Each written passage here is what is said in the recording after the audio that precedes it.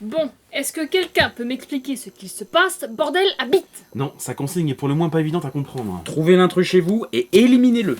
Et il nous a laissé ce truc. Un aspirateur. Ouais, moi ce qui m'inquiète, c'est surtout qu'il parle d'intrus. Vous croyez qu'il parle de l'un d'entre nous? Alexis, t'as quelque chose à te reprocher? Je te retourne la question. Et tu veux bien m'expliquer comment tu comptes m'éliminer avec un aspirateur? Et pourquoi ce serait pas Léa? Léa? Déjà c'est ma sœur et en plus c'est qu'une fille. Ouais, c'est pas faux. Vous avez conscience que je suis juste à côté et que c'est hyper misogyne.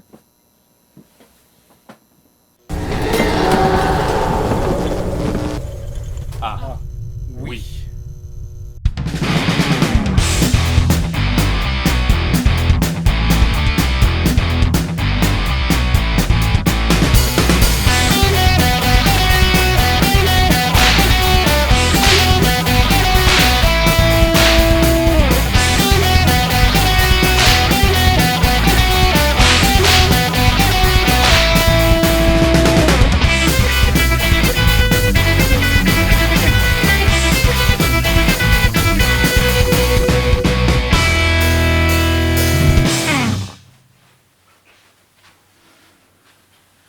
Bon, à quoi tu joues? Aujourd'hui, c'est le jeu fantôme.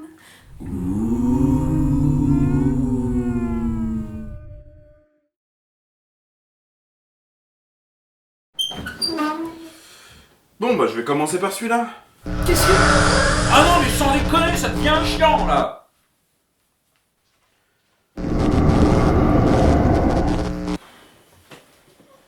Ça commence à être de l'ordre de la pénibilité. Bon, on va tâcher de s'y mettre. Fantôme, écrit comme ça. Fantôme est un jeu de Xavier Lardy et illustré par Morlock. Il est édité par Ludonote et distribué par Asmodée. Ce jeu est sorti en 2012. Ludonote sort ici son deuxième et à ce jour dernier opus de sa collection Ludobook. De la même manière que Creambox sorti précédemment, la boîte comporte un livret contenant les règles et une nouvelle. Les protagonistes de cette nouvelle sont les personnages que nous allons croiser au cours du jeu. Fantôme est un jeu de joueurs dans lequel chacun incarne un fantôme qui va tenter de terroriser les habitants de la maison en question. L'un incarne le fantôme d'un vieil anglais et l'autre celui d'un chef indien. Le jeu se présente comme ceci. Les joueurs sont face à face et une ligne de cartes représente les différents espaces de la maison. Le jardin, le sous-sol, le rez-de-chaussée et l'étage. À côté de cette ligne, nous allons placer au fur et à mesure de la partie les occupants de la maison, comme ceci. Le jeu va ensuite consister en une série de poses de cartes. Deux types de cartes s'offrent à nous. Les cartes lieux qui représentent les différentes pièces de la maison, et les cartes fantômes. Oh, c'est pas vrai, je vais finir par crever moi. Le but pour les joueurs étant de faire mourir de peur les habitants de la maison et ainsi récupérer leur essence vitale. Représenté par les points de victoire en haut à droite des cartes. Et il va falloir être le premier fantôme à cumuler 11 points de victoire pour gagner la partie. À chaque tour, les joueurs vont pouvoir poser des cartes devant chaque espace de la maison. Pour pouvoir poser un fantôme, il faut avoir posé au moins une carte lieu comme ici. Pour pouvoir effrayer un occupant, il va falloir cumuler sur une même zone une quantité supérieure de cartes avec un total de points supérieur à celui de l'occupant. Concrètement, ici, Alexis est parvenu à cumuler dans la zone sous-sol 7 points entre ses différents lieux et fantômes, alors que Léa n'en a que 5.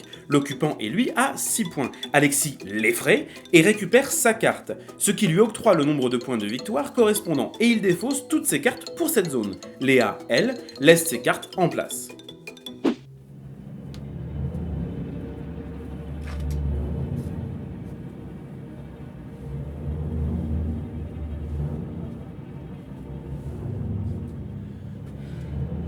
Vous êtes où les mecs? C'est pas drôle, putain! Bah, qu'est-ce qu'il a?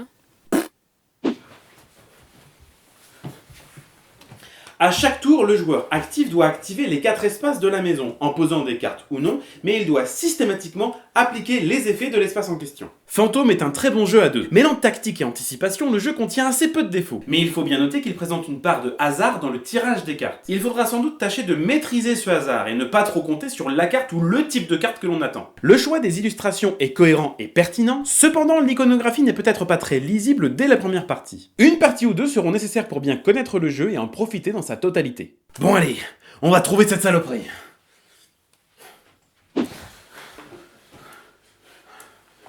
Quelqu'un a compris comment ça marchait cette saloperie? Non. Attends, et si on appuie là? Ah, touche pas aux voisins, bordel!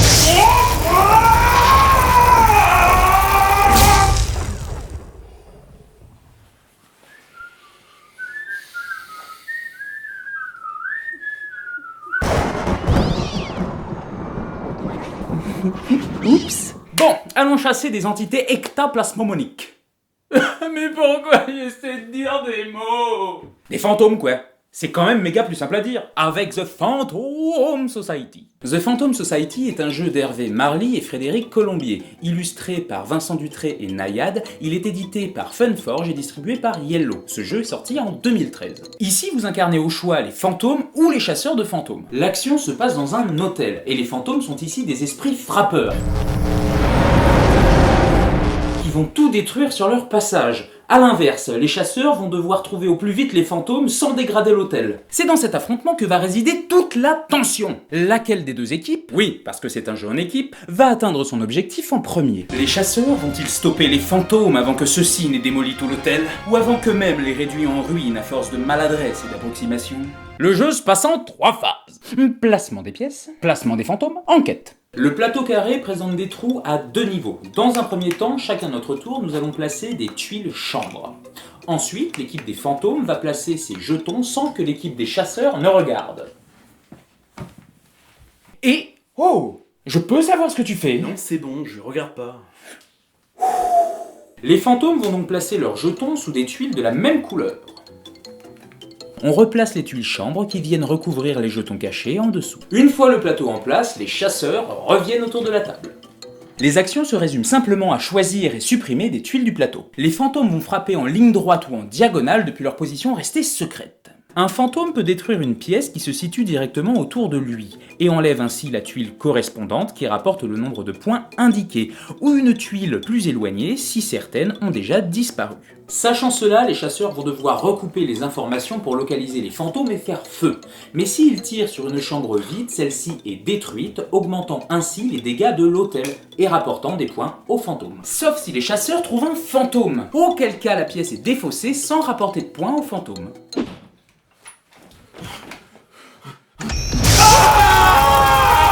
Oh, c'est pas vrai! Il est où ce con? Qu'est-ce que... The Phantom Society est un très bon jeu de stratégie, de déduction et de placement. Son gameplay et son univers steampunk chasseur de fantômes ne peuvent que plaire à notre génération. Ici, très peu de chances laissées au hasard. Au fur et à mesure des parties, on appréhendera de mieux en mieux le placement des tuiles et des jetons fantômes.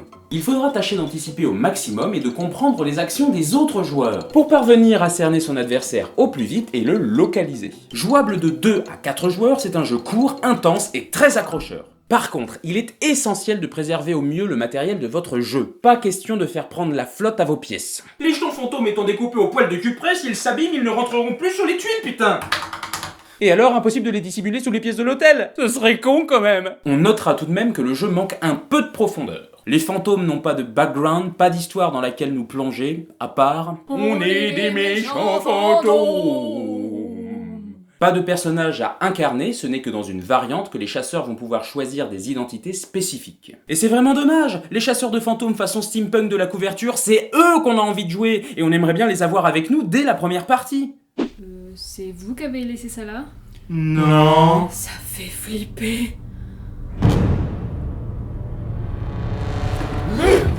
Je crois qu'on a quand même réussi à le calmer. Tu veux dire qu'il est coincé là-dedans? Ça m'en a tout l'air. Ça fait flipper. Interprétation, travail en équipe, communication avec les esprits, ça vous parle? Alors, Mysterium est fait pour vous. Mysterium est un jeu d'Oleg Sidorenko et Alexander Nivski. Illustré par Igor Burlakov et Xavier Colette, la version française est éditée par Libellude, distribuée par Asmodée, elle est sortie en 2015. Mysterium, c'est le mélange entre Cluedo, tu connais comme jeu, et Dixit. Dixit, tu connais pas comme jeu? Eh bah tant pis. Le pitch est le suivant. Un crime a été commis dans un sombre manoir d'Écosse en 1894 et la police n'a pas réussi à résoudre le mystère. Rium. Alors des médiums sont convoqués pour communiquer avec l'esprit du défunt, afin de trouver qui était présent au manoir le jour du meurtre, et qui est le véritable coupable. Qui l'a tué? Dans quelle pièce? Avec quelle arme? Sans déconner, ça rappelle des trucs, non? Le défunt va communiquer avec les médiums en leur envoyant des images mentales. Des sortes de rêves, des pensées oniriques. Bref, Des dessins quoi, du même genre que Dixit. Seulement, ici c'est du coopératif, du vrai. Malgré un matériel complexe et d'envergure lui donnant des allures de jeu de plateau, on peut quasiment considérer Mysterium comme un jeu d'ambiance. Nous allons en effet manipuler assez peu d'objets. L'essentiel du jeu va consister en l'utilisation de cartes et en échange oral. Il s'agit ici d'un jeu coopératif asymétrique, c'est-à-dire que nous agissons dans le même but mais pas depuis la même position. Un joueur incarnera l'esprit du défunt et tous les autres incarneront les médiums. Le jeu s'installe de la manière suivante. En fonction du nombre de joueurs, le fantôme installe les cartes suspects, lieux et objets comme ceci.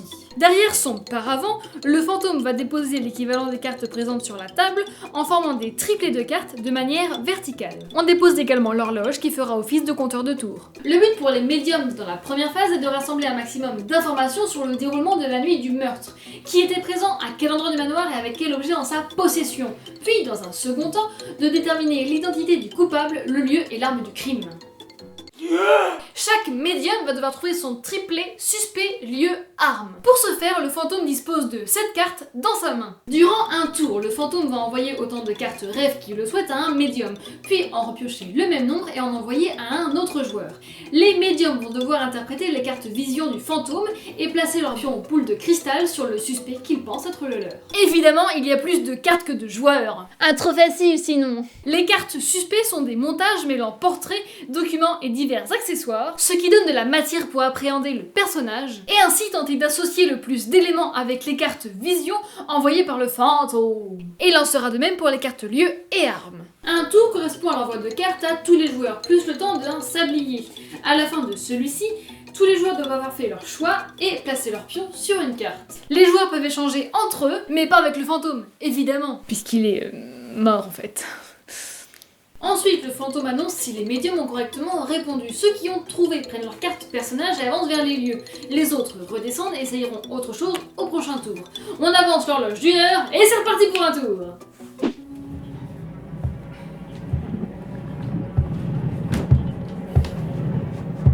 Mais ça marchera jamais, bordel. Ah, c'est clair. Chut, concentrez-vous.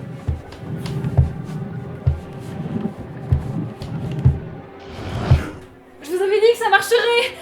Esprit, es-tu là? Esprit, dis-nous la raison pour laquelle tu nous tourmentes. Esprit, éclaire-nous. Ah bah ça valait le coup. Au fur et à mesure des tours, chaque joueur va compléter son triplé. Si au bout de 7 tours, les médiums n'ont pas trouvé leur triplé, bah, la partie est perdue. Par contre, si tous les médiums ont trouvé le leur, on passe à la deuxième et dernière phase. Le fantôme va placer sur la table l'ensemble des triplés et 1 à 3 cartes vision. Les médiums doivent voter secrètement et sans discuter pour le triplé coupable. Si la majorité d'entre eux votent pour le bon, la partie est gagnée. Dans le cas contraire, elle est perdue. Mysterium est donc un jeu de communication dans lequel il est interdit de parler. C'est paradoxal. Mais c'est pas dommage. Il va falloir tenter de deviner la logique du fantôme. Celui-ci étant le rôle le plus dur à tenir d'ailleurs, puisque c'est le fantôme qui va donner l'impulsion de la partie. Un bon fantôme étant un fantôme expérimenté qui fait ses choix rapidement et efficacement, surtout quand on joue à 7 joueurs. La tâche est compliquée mais est la clé du rythme de la partie. C'est un jeu fort avec un design fourni, cohérent et riche, un concept original puisant ses inspirations dans des références connues et ayant fait leurs preuves. Mysterium n'a pas volé son As d'or à Cannes en 2016. Pour les plus adeptes du roleplay d'entre vous, il ne faudra pas hésiter à créer une ambiance dans votre salon autour d'une soirée Mysterium. Bougies, accessoires, décors et costumes seront les bienvenus. D'ailleurs, Libellude propose sur son site une bande-son de 50 minutes pour se plonger dans l'ambiance mystérieuse du jeu. Facile d'accès et avec une interface simple, n'importe quel joueur pourra se joindre à vous et y aller de son interprétation des messages du fantôme. En 2016 sort une extension Mysterium Hidden Signs qui amène simplement de nouvelles cartes. Et voilà, c'est tout pour nous les ludopotes. On espère que cet épisode vous a plu, n'hésitez pas à nous dire ce que vous en pensez dans les commentaires. Si vous voulez nous soutenir, direction Tipeee. Si vous voulez suivre notre actualité, rendez-vous sur Facebook et Twitter. Et surtout n'oubliez pas de nous dire... Et vous, à quoi vous jouez?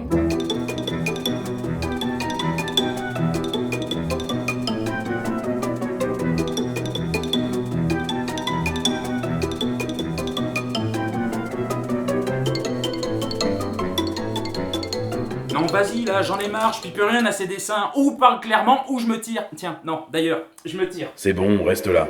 Qui a dit ça? C'est moi, face de paix. Parce que vous êtes capable de causer? Vous pouviez pas le dire plus tôt? Oui, pardon. mais c'est marrant de vous voir galérer. Mais je vais te péter la gueule! Ah oui? Et je peux savoir comment? Ah oui, non, forcément c'est plus compliqué aussi. Bon, on peut savoir du coup? Qu'est-ce qui vous est arrivé? Tout commence comme ça. Imaginez-vous dans un pays où la mer, la terre, la roche et le vent se mêlent et se répondent au son de la cornemuse.